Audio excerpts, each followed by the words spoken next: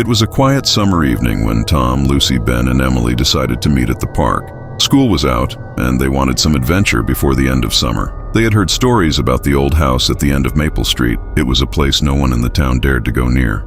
The house had been abandoned for over 50 years, and people said it was haunted. "Let's go check it out," Tom said, trying to sound brave. He was the oldest and often led their adventures. "No way," Emily said, her eyes wide with fear. "That place is creepy." "Don't be scared," Lucy said. "It's just an old house. What's the worst that could happen?" Ben, always the curious one, nodded in agreement. "I'm in. Let's do it tonight." After some hesitation, Emily agreed. She didn't want to be the only one left out.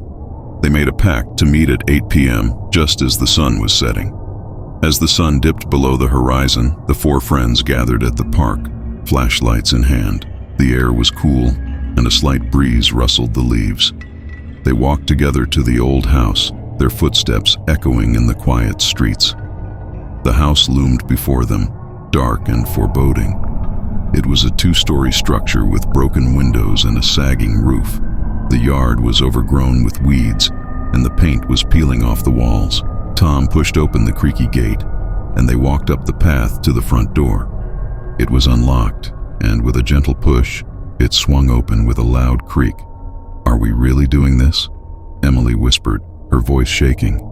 "Yes, we are," Tom replied firmly. "Let's go inside." The inside of the house was dark and dusty. Cobwebs hung from the ceiling, and the air smelled musty. Their flashlights revealed old furniture covered in sheets and pictures on the walls that were faded and torn. They explored the first floor, finding nothing but old, empty rooms. The atmosphere was eerie, and every sound seemed amplified in the silence. Suddenly, a loud thump came from upstairs. "What was that?"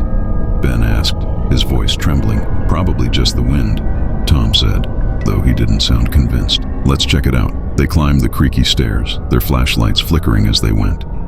At the top of the stairs was a long hallway with several doors. They opened each one cautiously, finding more empty rooms. At the end of the hall was a door that was slightly ajar. Tom pushed it open, and they stepped inside. The room was larger than the others, with a window that overlooked the backyard.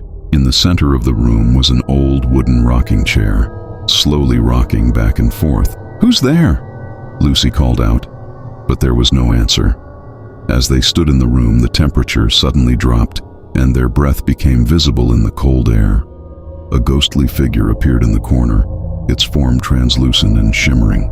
It was a woman, dressed in old-fashioned clothes with a sad expression on her face. "Who are you?" Emily asked, her voice barely a whisper. The ghost didn't answer but floated closer to them. She pointed to the floor, and they saw a loose floorboard. Tom knelt down and pried it up, revealing a small, dusty box. Inside the box was a diary. The pages were yellowed with age, but the writing was still legible. Lucy picked it up and began to read aloud. "My name is Sarah," the diary began. "This is my story." Sarah had lived in the house many years. She was a young woman who had fallen in love with a man named James. They planned to marry and live happily in the house, but tragedy struck. One night, James disappeared without a trace. Sarah was heartbroken and spent her days searching for him. She never gave up hope, but as the years passed, she grew older and weaker. Eventually, she passed away in the house, still waiting for James to return. The ghostly figure of Sarah nodded as they read her story. Tears filled her eyes, and she pointed to a corner of the room. There, hidden behind a loose brick, they found a small, rusted key. The key seemed to belong to something, but they didn't know what. They searched the room and found a small locked door behind a tapestry. The key fit perfectly, and with a click, the door opened. Inside was a small hidden room. It was filled with old furniture and personal items, but what caught their attention was a large, dusty mirror on the wall. As they approached it, the mirror began to glow, and a figure appeared in it. It was James. He looked just as he had in the pictures they had seen in the house. He seemed to be trapped in the mirror, unable to move or speak. Sarah's ghost floated into the room and reached out to the mirror. As her hand touched the glass, there was a bright flash of light, and then everything went dark. When they opened their eyes, the hidden room was gone, and they were back in the main part of the house. The mirror was still there, But it was just an ordinary mirror now. Sarah and James were gone. "I think they're finally at peace," Lucy said softly. The house seemed less creepy now, as if a dark presence had been lifted. They decided it was time to leave. As they walked out the front door, they turned back one last time. The old house looked almost welcoming in the moonlight. "Let's never come back here," Emily said, and the others agreed. They walked home together, feeling a mixture of relief and sadness. They had uncovered a tragic story and helped two lost souls find peace. The old house at the end of Maple Street would never be just an abandoned house to them again. It was a place where love had endured beyond death, and where the past had finally been laid to rest. In the days that followed, the friends couldn't stop thinking about their adventure. They met up frequently to discuss what they had experienced and read more from Sarah's diary. They learned about her life, her dreams, and her undying love for James. The story of Sarah and James spread through the town, and soon everyone knew about the old house's haunted past.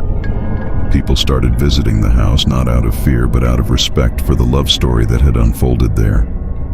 Tom, Lucy, Ben, and Emily felt a sense of pride in what they had done. They had faced their fears and uncovered a piece of history that had been forgotten. The old house was no longer a place of darkness, but a symbol of enduring love and hope. Years passed, and the old house underwent a transformation. A local historian bought the property and decided to restore it, turning it into a museum dedicated to the history of the town. The story of Sarah and James became a central part of the exhibit. The friends, now grown up, often visited the museum. They would stand in the room where they had first met Sarah's ghost and remember the night that had changed their lives. They knew they had played a part in giving Sarah and James the peace they deserved. The old house, once a place of fear, had become a place of learning and remembrance. It stood as a testament to the power of love and the courage of four young friends who dared to uncover the truth. The museum attracted visitors from all over, and the story of Sarah and James touched the hearts of many. People came to learn about the history of the town and the enduring love that had transcended time and death. Tom, Lucy, Ben, and Emily remained close friends, bound by their shared experience. They often spoke at the museum, sharing their story and the lessons they had learned. As they grew older, they passed down the tale to their own children, ensuring that the legacy of Sarah and James would never be forgotten. The old house, once shrouded in mystery and fear, had become a beacon of hope and love. The story of the old house at the end of Maple Street lived on, a reminder that even in the darkest places, love can shine through and bring light to the shadows.